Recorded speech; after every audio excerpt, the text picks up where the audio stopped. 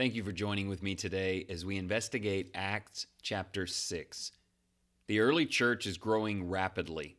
This creates a problem where the Greek-speaking believers claim their widows are being overlooked in the daily distribution of food.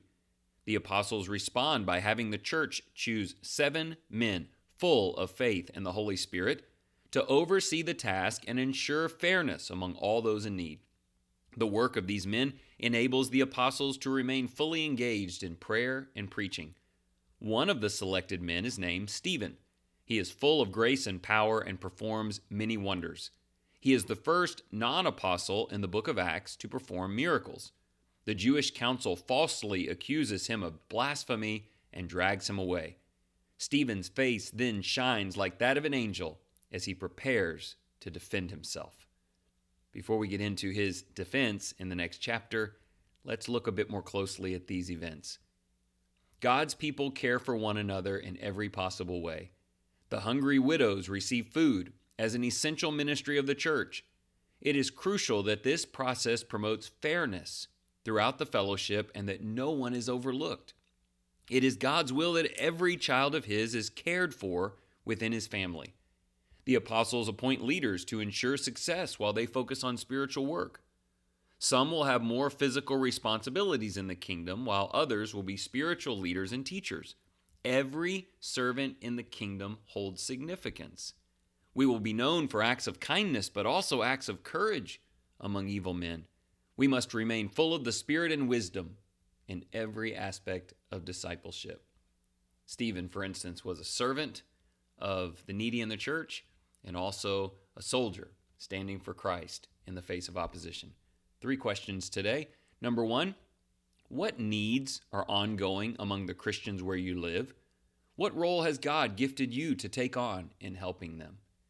I really hope you can answer that first question. God's people need to know one another well enough that we understand where the needs are, and then we find a way to help with them. Question 2, what does it mean to have a, quote, good reputation, full of the Spirit and of wisdom? How are you developing these traits?